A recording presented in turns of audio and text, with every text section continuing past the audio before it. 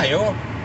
So 8 o'clock on a dreary old Sunday morning, and instead of being tucked up in bed having a coffee, good morning for me, I'm off up all the way up to deepest darkest Essex to go buy a K24 Honda engine.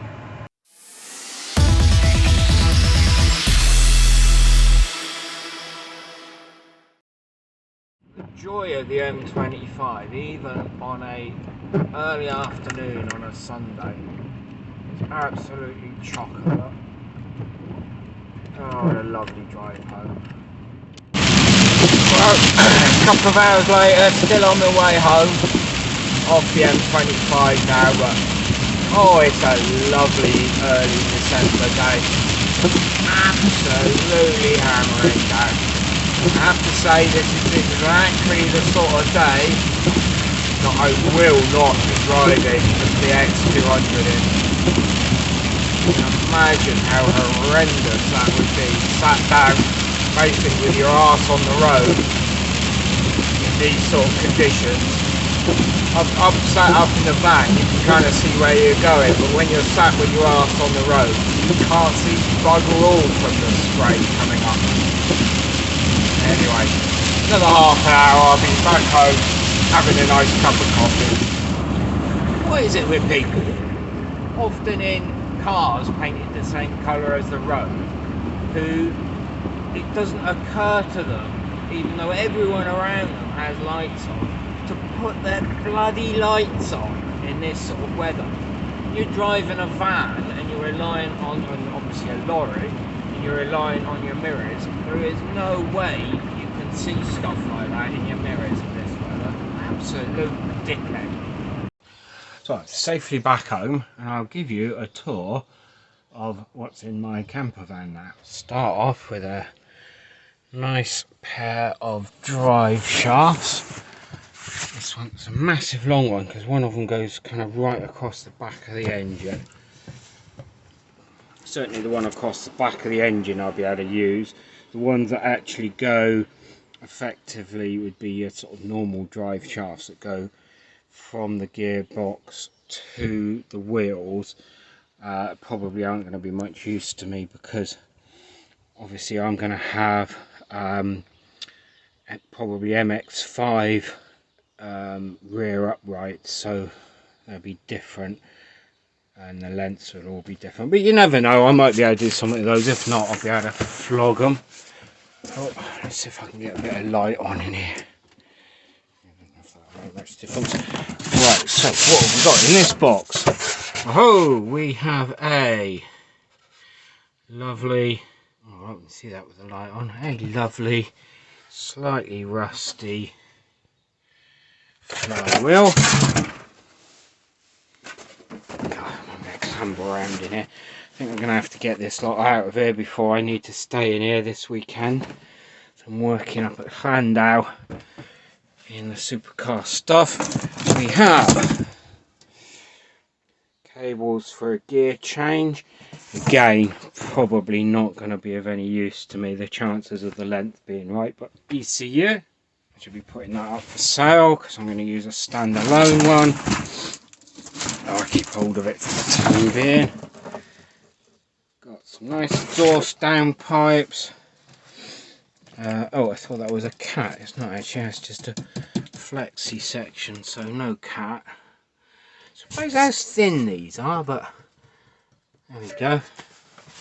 What do we have in this box? Woohoo! Now that will be handy. Nice gear shift.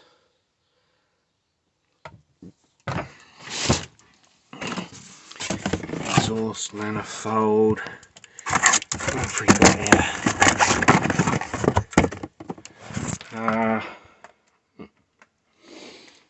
If anyone wants to tell me what I've got there, it would be helpful. I've got one of those. What is that? Answers on a postcard, please. Tell me what the thing is with the triangle mounting. Flexible that side, pokey solid thing that side. I don't know, is that some sort of engine mount? Oh, God, it's a mixture, isn't it? Let's chuck that in that box. A couple of the rubber things, I assume that's something to do with engine mounts. Anyway, here's the important stuff. I think I'm going to go around the other door before I break my neck. Right then, so let's see what's through this door. So we have one gearbox. So this, because it's all come out of it, I think it was an Accord. This is like, it's a 5-speed gearbox, which is what I wanted. And it's got quite a tall 5th gear on it, quite a long 5th gear, whichever way you want to term it. So that will help with the top speed. Right, so I'll get the ratchet straps off of that. Right, so let's go for the big reveal. Maybe not such a big reveal. Ta-da! Whoa. Okay, so I'm kind enough to write on there, because obviously it must be that, because that's what it says it is. This was off of Facebook Marketplace. Chap seemed honest enough. He'd run the car that this came out of for about 6 months, sent me a video with the engine running. He's done all the sort of things you like to see for a car, an engine that was sort of taken out and put in storage for a short time. He was going to put this in, I think it was a Clio, the car he had there, but yeah, so all these sort of things are done. Yeah, it's JDM, so it's supposed to be just over 200 horsepower. Should do the trick. It's bloody heavy though. I've got to see how many of these things I can take off. There's stuff on the side here.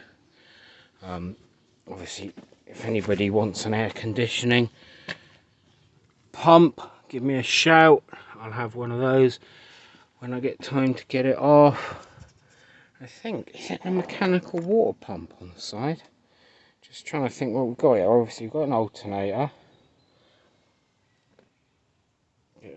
Oh yeah, one would be a power steering pump as well, isn't it? So hopefully I can put this on a bit of a diet, because it's a right old lump at the moment. Interested by these. I mean, anyone know a lot about these? Seems a funny thing to do. So you got coming in at an angle. Is this all about squeezing this lump underneath a bonnet? It does seem to be very odd, doesn't it? Putting basically your air coming in goes through what, about a 45-degree angle and a 90-degree angle through here, and then these are curved at another 90 degrees. That can't be good for power, can it? But like I said before, this lot's going to get chucked in the car standard before to get it through its IVA, and then I'll be looking at obviously changing all of this sort of thing, because we'll have a turbo on. How much I might reuse some of this and chop and cut it, make a nice decent air box on the front here, because we must be straight pipe at some point. I want to try and make as much as I can myself. So anyway, I'm starting to waffle here. So there we are. We have an engine. We have an engine for the project. I don't have any metal yet, so maybe I was a bit premature buying this. So just for a change, I've actually got a video that I've got a definite end to, so I'll do a little end summary. One engine, whole load of stuff with it. I paid $1,300 for the engine and all the other stuff, so on my budget I had $1,000 for the engine, $500 for gearbox, and a few other odds and sods like drive shafts and gears and things like that were another few hundred. So this, I think when I looked at it, came in at about 300 or 400 quid less than was on my budget. So if I could do anything else like that, that'd be really good. Anyways, I shall catch you all later, when hopefully the next video is going to be me starting to build the car. Crikey.